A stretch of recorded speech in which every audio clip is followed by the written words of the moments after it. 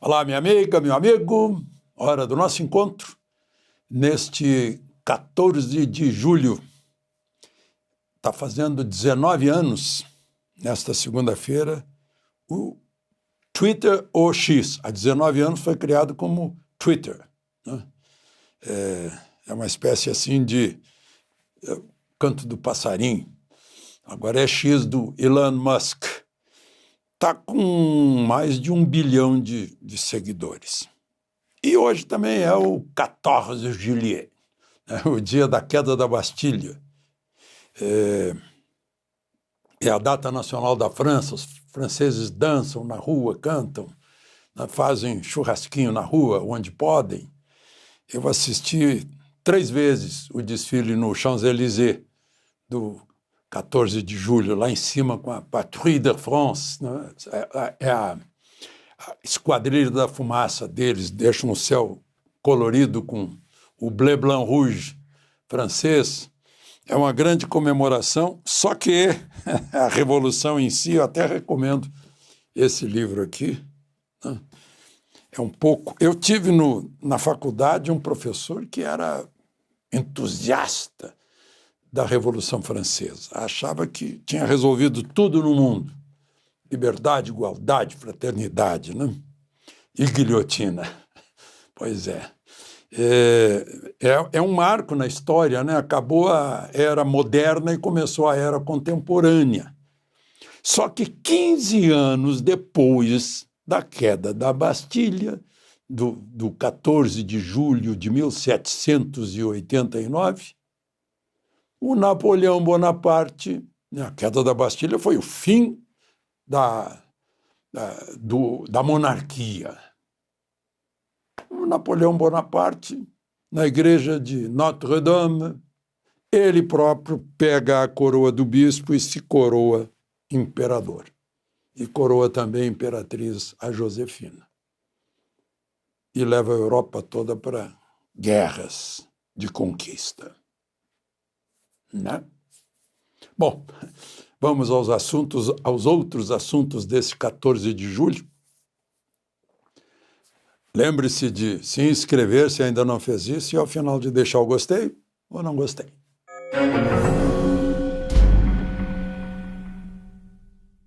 Hoje eu vou começar com uma perguntinha, só para fazer a gente pensar, e principalmente os que exportam. O que é pior para o Brasil? O que é pior para a economia brasileira, para as empresas, para os empregos, para a renda de todo mundo? A tarifa de 50% de Trump sobre os brasileiros que exportam para os Estados Unidos, ou os impostos e taxas e burocracias do governo brasileiro, dos governos brasileiros, que pegam todos nós. É de pensar, né?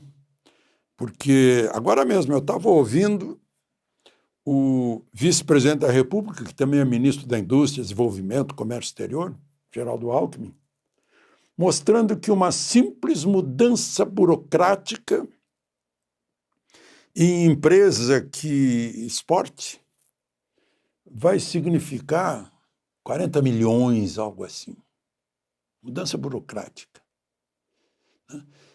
A burocracia, o que emperra, a quantidade de documento que é preciso ter.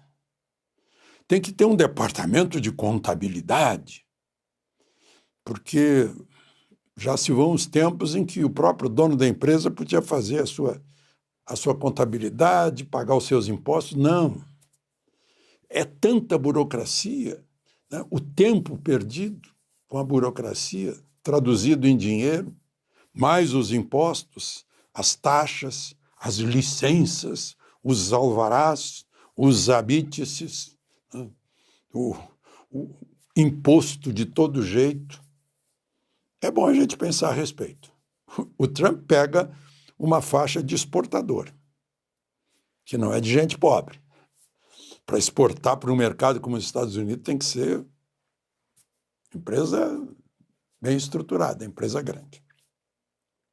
A gente vê isso porque, por exemplo, eu falava hoje com um integrante de uma grande e imensa empresa brasileira que tem ações na Bolsa de Nova York. E ele dizendo, puxa, eu tenho ações na Bolsa, eu vou ter o meu produto encarecido.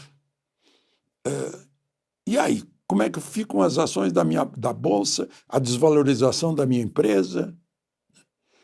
E mais, ele reclama, será possível que o governo brasileiro não tenha contratado uma empresa de lobby no Congresso dos Estados Unidos?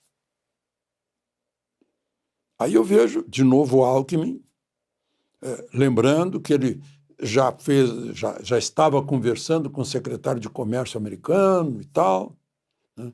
A gente está vendo que empresas brasileiras de exportação estão procurando seus parceiros nos Estados Unidos para buscar soluções, inclusive fazendo pressão lá. De repente a gente descobre que tem um buraco enorme, que é uma dificuldade enorme, um custo Brasil gigantesco exportar, não só para os Estados Unidos, para qualquer lugar do mundo. Como é difícil exportar.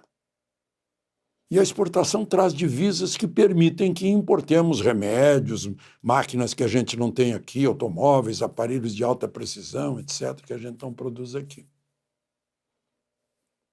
Aliás, o ministro e vice-presidente Alckmin estava na reunião, houve uma reunião no Alvorada, domingo, Lula, ministro da Fazenda Haddad, o vice-presidente Alckmin, provavelmente isso que ele anunciou hoje veio da reunião, o ministro da Agricultura, Fávero, a ministra da Política, Gleisi Hoffmann, o ministro da Propaganda, o Sidônio, e, pelo que eu vi no jornal, a Miriam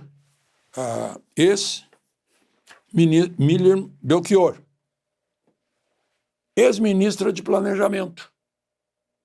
Mas a Simone Tebet, atual ministra do Planejamento, não estava. Que estranho, né? Mas, enfim, e aí se fala muito, propaganda. Agora não é mais pobre contra rico, agora é rico contra Trump. Será que é isso? Não, você precisa mobilizar as empresas grandes do Brasil. Não é? Que confusão, né? Verde e amarelo, agora era vermelho, agora é verde e amarelo. Tudo é crise de identidade, né? Vai dar uma crise de identidade aí.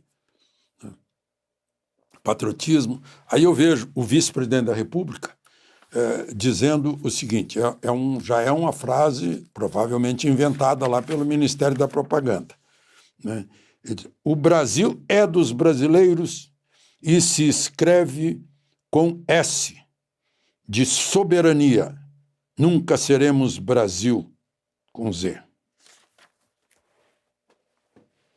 Fomos mais tempo Brasil com Z que Brasil com S. Só entre nós aqui. Sabe desde quando? Desde 1400... foi isso que eu disse.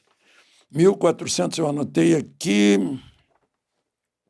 1424, quando saiu o mapa do Armando Cortesão, mostrando uma ilha que fora descoberta pelo português Diego Brandão, ele pensou que fosse ilha. Estava cheio de um pau cor de bracha, chamavam bracha com X, escreviam bracha com X. E ele deu o nome da ilha, Ilha de Brandão ou Brasil, no Atlântico. Registraram no Papa, que era o cartório da época. 1424. Eu sugeri até quando o presidente da Petrobras tem um nome holandês, me foge agora. Eu sugeri a ele queria botar Petrobrax para seguir a moda da época com o terminal X, tanto que a S virou Exxon, né? Petrobrax. Aí eu disse para ele, é o X do primeiro nome de Brasil, X. Depois veio o Z. Aí está lá na Constituição do Império. Na Constituição do Império é Império do Brasil com Z. Vejam aí a capa da Constituição da República. Constituição da República, sim, Brasil com Z. E foi com Z, e nós éramos brasileiros com Z. Eu lia no brasão, no portão da antiga prefeitura de Estrela, Estados Unidos do Brasil com Z. Aí houve um acordo com Portugal, Getúlio estava no meio, virou, mexeu, uns não aceitaram, outros aceitaram, e lá pelo início dos anos 40 é que mudou para S. A maior parte do tempo fomos com Z. Não, só para a gente dar autenticidade a essas falas jogadas ao vento, assim, slogans de propaganda, né? Bom, outra questão, só para a gente terminar, teve audiência no Supremo, Mauro Cid foi ouvido mais uma vez e disse lá que Felipe Martins chegou com 2 juristas com a minuta que era para meio que anular a apuração do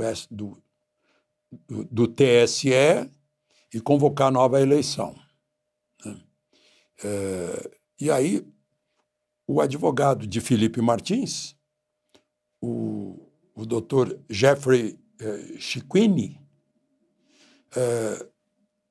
interrompeu dizendo que era uma contradição do que Cid havia dito antes. E aí o ministro Alexandre de Moraes disse: enquanto eu falo, o senhor fica quieto. Aí, lá pelas tantas, o advogado de Felipe Martins insistiu, dizendo, quer dizer que o meu cliente não estava no avião. Não, não estava, confirmou Cid. Mas Cid disse que pôs ele numa lista provisória dos passageiros do voo. Aí o Chiquini contrapôs, né? Então, por causa de uma lista provisória, ele foi preso. Por causa da sua lista promissória, ele foi preso. E aí, de novo, Moraes interrompeu, dizendo, não, ele foi preso porque eu o coloquei na cadeia. Amanhã vai ter no Supremo uma tentativa de audiência de conciliação entre o Poder Legislativo e o Poder Executivo sobre o aumento do imposto sobre operações financeiras. De Brasília, Alexandre Garcia.